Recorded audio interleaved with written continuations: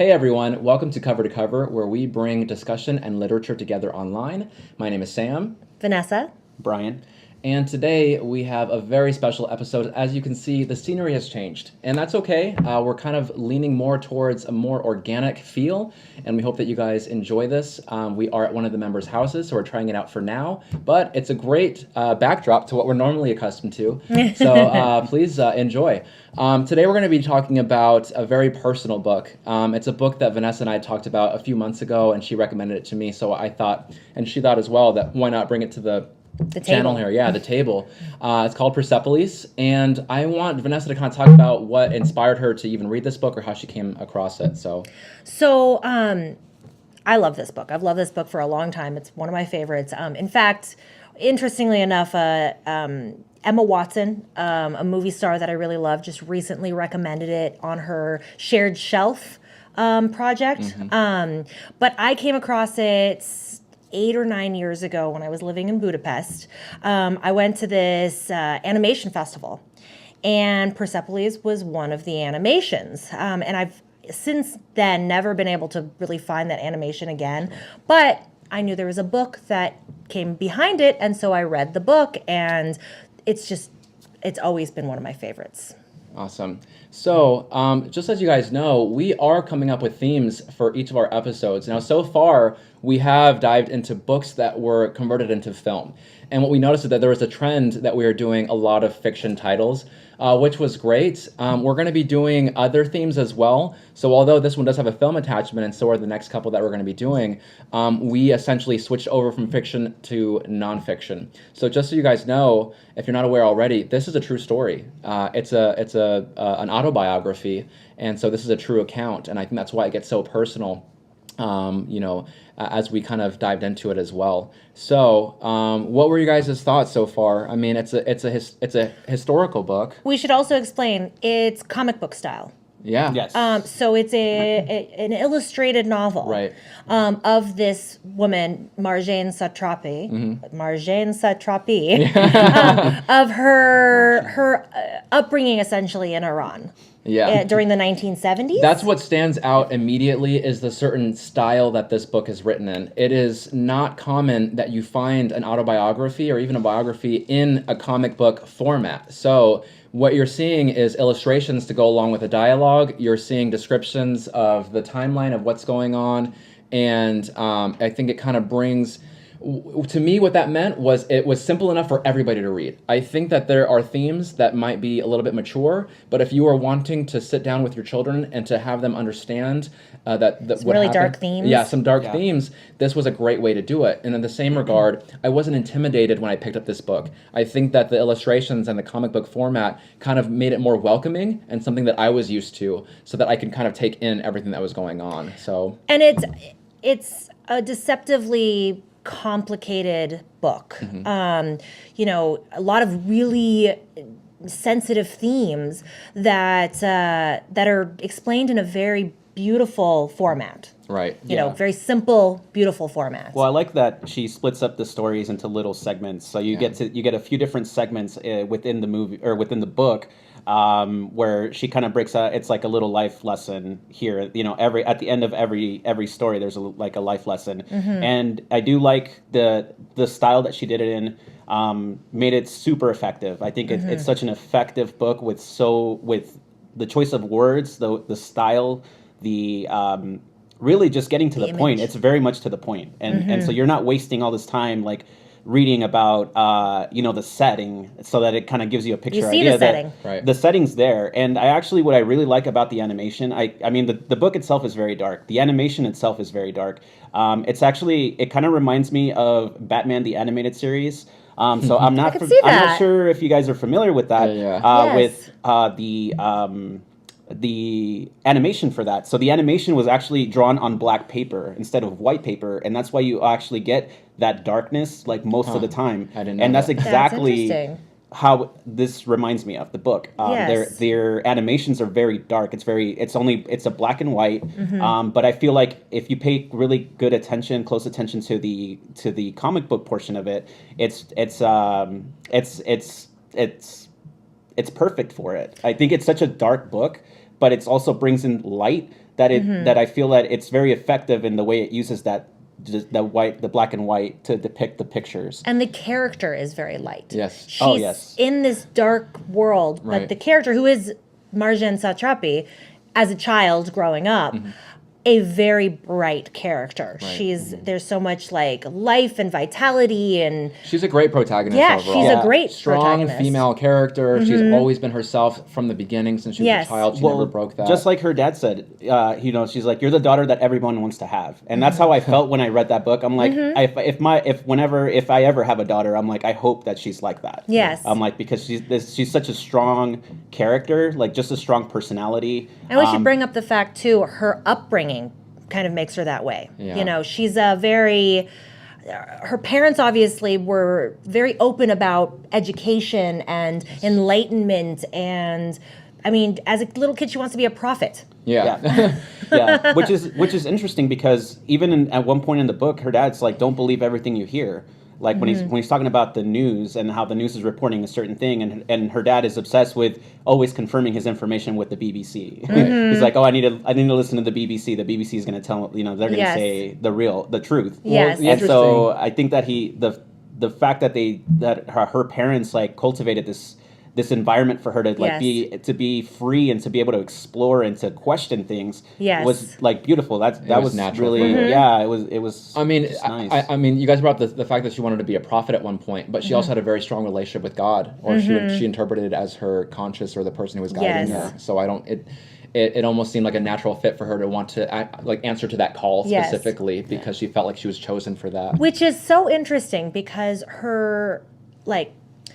so she lives in Iran during this very tumultuous time, right? Where there's, she went to a very open, educated school, and then suddenly there's a regime change. And suddenly the kids in her class, they've been separated by boys and girls.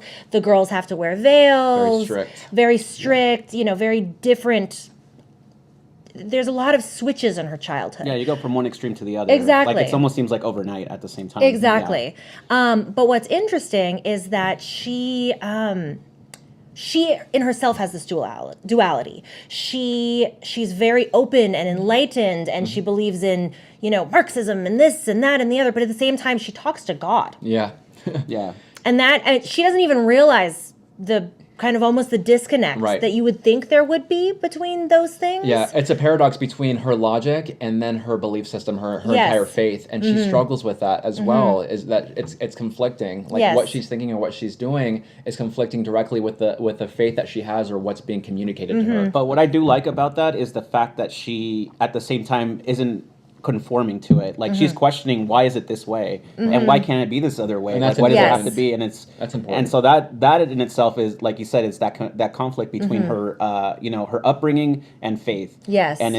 But I feel like for a long time, at least, throughout the book, until she really just kind of almost in a sense renounces God. It doesn't, not necessarily directly like that, because she's still a child in that portion of the book. Yes. But she completely just walks away from it, and God. So in his place, then, how do you guys feel about the people who then came into her life as she denounced God and she was looking for a mentor, as she was looking for figures to look up to? Well, there was a Noosh, who let's be honest, he's like the hero of the story next to Marjane Satrapi.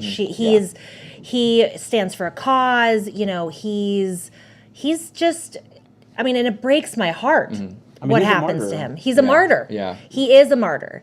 And martyrdom is such an important theme in the book as well. Right. Well, just relating in the Muslim religion, which is really what what we're looking at here and at this point. And I think that he really brings a true sense to her of that there are people in her family, that there are people that are going to fight against what they don't feel is right. And so even up to the point when they introduce Anu, she's always conflicted, because she's like, I don't have a martyr in my family. There's not someone that's there that has died for their faith or what they believe in. And then here comes Anush, Yeah, who her- is a hero. exactly that, who is somebody that went with his uncle to support him and start a democratic state in Iran, and then is then pushed out by the Shah, and his uncle actually stays behind and pretty much faces the consequences, while Anush runs out to kind of like the USSR, captain to the staying with Soviet his Union. ship. Yeah, to the Soviet Union, and then he gets to exposed to like Marxism and communism, and then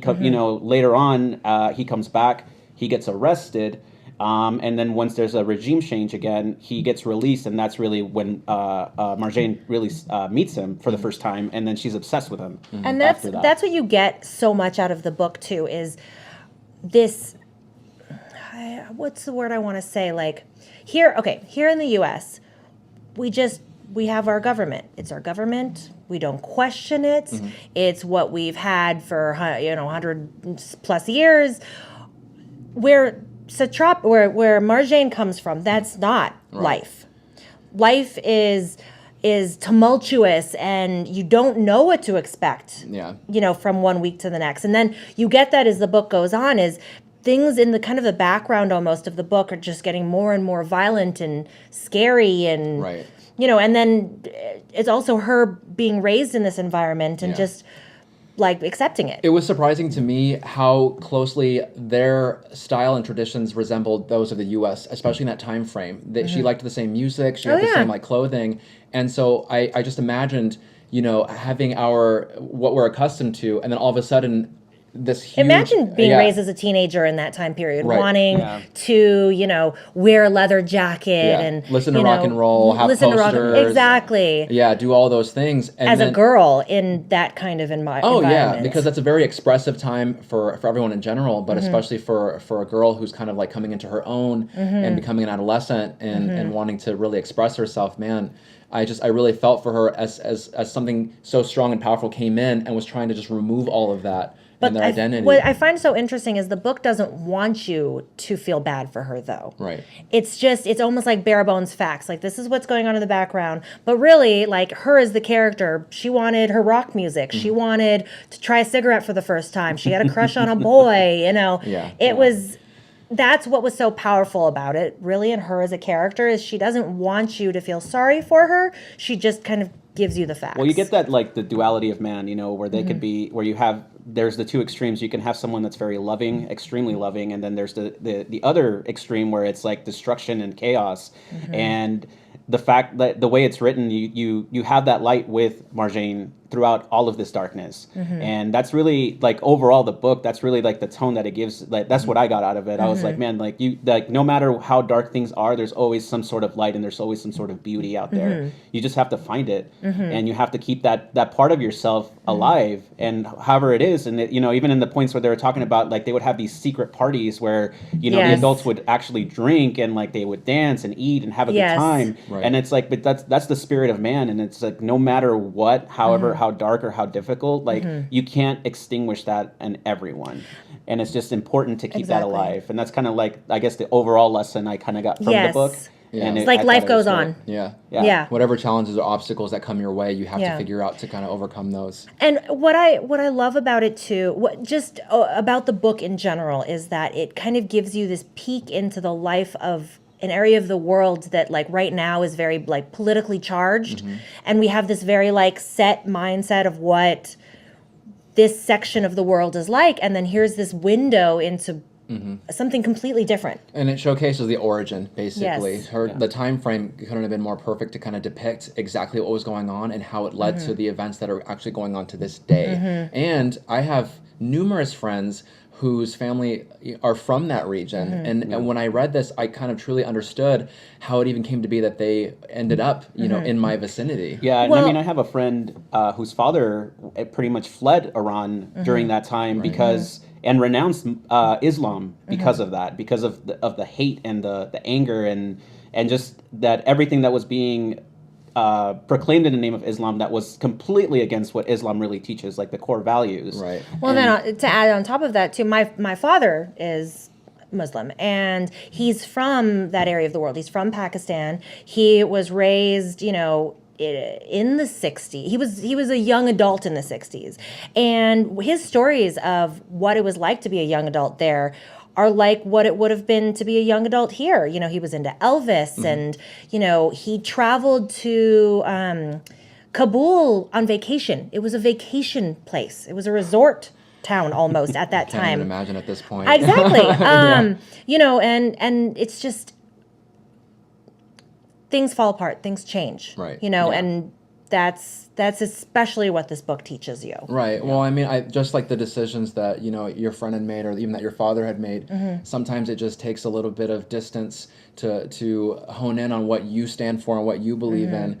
And I think it's interesting that this, as she said, it was kind of like a window provided to us who I had no idea what that time frame was like, you know, post World War II and the development stage of how everything kind of took over. I mean, they went through quite a transition with royalty, I think, and then going into, you know, a very republic and, exactly Yeah. just constant Yes. changes. And I think to this day there still isn't quite. There's no stability. There Yeah. isn't. There's no. It's not congruent. I was really grateful for the character. It was just the constant. She was like the pulse of the entire Yes. thing. Did not let any of these challenges get in her way, and in Yes. fact, you know, she was quite the rebel. You know, doing these things. I think her parents did a great job of kind of. Raising her Exactly. in this like open mindset. Yeah. Like You they know? wouldn't sugarcoat anything. I like that sometimes they would take like a day to really like have that conversation, because I think they were Yeah. really looking for a way to structure that conversation in a way that would be effective Yes. and communicate the message that they really wanted to give to her. But you also see their struggle in the book. You know, the parents would sometimes have conversations that she would hear about how, you know, the dad would say something to the mom like, well, at least the way she is will help her later on. You Right. know, Yeah. they were worried about her outspokenness and how it might get her into trouble in the political climate that she was being raised in. Right. Yeah. And then they would assure themselves that no, that we're doing the right thing. I hope we're doing the right thing Yeah. by teaching her to be as outspoken as she is. Well, they were also protesters and things like that. Yes. And there were a couple of like close calls where she Yes. did not, you know if she was going to see her, you know, her parents. Yes. The next day. You know, or and anything. even to the point where they were, you know, they didn't even want her going to the protests because they knew how dangerous it was. was. People were getting beaten, killed. Yes. Just But then for how could they keep her away from it? Exactly, and I mean, at one point in the book, she actually goes with her maid. Yeah. They go together, and they get to actually experience that firsthand. And her parents find out about it, and they're furious. Yeah. They're furious that she even went. Understandably. Yeah, and I mean, definitely understandable. She saw somebody get stabbed. Like, I mean, imagine She's being like, you know, 11 or 10. 12 years old, and Yeah. you see somebody getting stabbed Yeah. at a protest. The very first time you're going to a protest, Yes. and really trying to, like, you know, speak your mind in a sense, because you can agree to that. You can agree with what's going on, what's being So, protested. do you all think that she was kind of reckless? She wasn't really aware of the types of consequences, like the torture and everything that was going on. I or- don't want to say she was reckless. I think she knew what was going on, but she To an extent, I think there was a recklessness, but that's kind of teenage goes in hand. recklessness. Yeah, it goes hand in hand with youth. You know, there is that is that level of Adventurous. recklessness. But it's more of a curiosity rather than like wanting to do something maliciously. But or it's anything interesting like that. because she was well aware and well versed on the types of torture that was being, you know, implemented Yes. on some of the people she was related to, some of the friends. Yeah, and just You how know. like you mentioned, remember there's part in the book where she says like anytime they say that person's gone away, they're on a trip. Yeah. Then that was like their cue of like, oh, this person was captured by the government and now is being tortured. And Yes. aside from her uncle, they had two family friends that were journalists who were captured initially. Then when there was a regime change, they were released. And then when when the other change happened, then they get arrested and executed. Yeah. And that actually Yeah. happens to Anush as well. And one of the most impactful points in the book is when Marjane is asking if she can visit Anush and actually Anush asks to visit, and Anush asks for her to visit. that because he only gets one visitor the day before he gets executed, and she doesn't even know that this is about to happen. Right. So she's just honored that the fact that, you know, he asks for her to come, and he pretty much, you know, gives her his departing words, and next thing you know, she's telling us that he was executed. Which is, you know, it was such an impact, and and was it's such a powerful book. It It is. really is. It is. There's so much material and substance to it. Yes. And I think just to kind of round this off, I want to talk about how it impacted me personally. And it just, because of the consequences the consistent message of standing up for yourself, it definitely made me more aware of my own belief system. It made me more aware of how I can use my logic and not to back down if I should have a voice or a say. I think that we're very fortunate to live in a country that allows freedom of speech so that we can communicate these feelings, whether it be online or to our friends and family without, repercussions, basically. Yeah, fear of persecution, just like what was happening at that time in that country. Right. Yeah. So I think we can all say Yeah. thumbs up. I give the book a thumbs up, for sure. It's a great read. We might end up even doing the sequel to it, so stay tuned and see if we end up doing that, because the ending to me was such a cliffhanger. And just to let you guys know, I was alone, obviously, when I was reading this, but I was just crying because I can't imagine having to send away my own child just for the sake of their safety and not even knowing if I would ever see them again. So they made a really, really tough decision, but I think it was the right one to do. Yeah. And I think that the way that it was laid out in the book,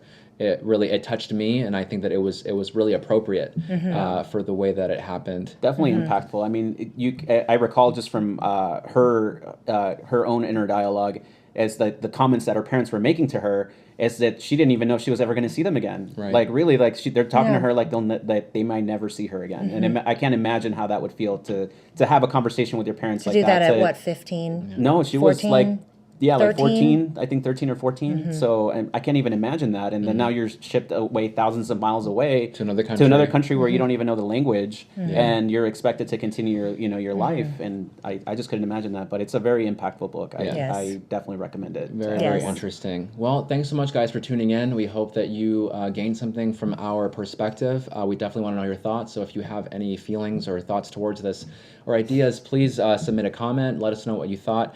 The next time that you'll see us, we're going to be reviewing another deep and impacting book called Into the Wild. Again, we're going to be wrapping up the book to film theme soon, but at the very least, we're transitioning into a more nonfiction type of style of reading and reviewing. So stay tuned for that. It's going to be Brian's pick, so I'm curious to know what inspired him to do that. And yeah, thank you so much for tuning in. We will see you next time.